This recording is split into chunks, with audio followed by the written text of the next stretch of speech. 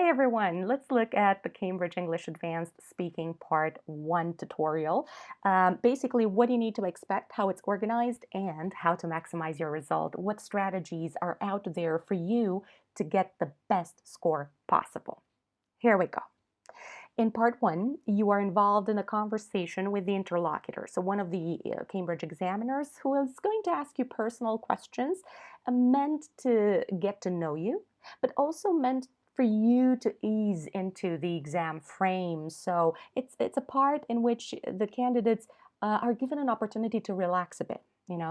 So reasonably extensive answers are welcome. And I say reasonably extensive because if you're asked to tell your name, for instance, then you're not going to launch yourself into an entire story about how you came to have that name. No, you just say your name and let the examiner move on. But if you are faced with a question like the one we're about to see, a few details are welcome.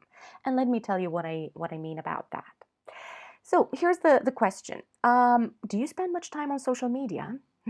Well, what can I say? And to be honest, even at my age, I don't know what I could say about that. What would be the right answer for it? I don't know just yet. So I'm using my intonation to ease into the answer, and I'm using fillers to not commit to any answer just yet. But then I really need to get some more meat onto it. I wouldn't necessarily say spend a lot of time on social media. I mean, no more than any person who's roughly my age. So here, I'm honing into the answer, I'm starting to deliver it, and I'm also using intensifiers, which are specific to spoken language. Then, of course, I would actually need to continue my train of thought. Well, what can I say? I wouldn't necessarily say I spend a lot of time on social media. I mean, no more than any person who's roughly my age.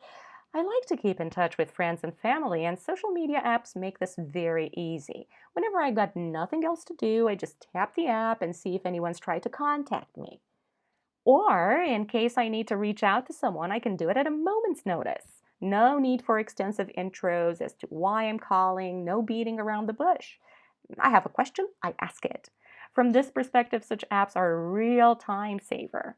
So see, I paced myself. I try not to speak too fast. It can be counterproductive, but I'm trying to insert expressions like keep in touch, I've got nothing else to do, at a moment's notice, beating around the bush. I'm using my phrasal verbs here and there, reach out to someone, for example, and I'm using specific vocabulary like tap the app because you use them mostly on your phone and you tap the icon.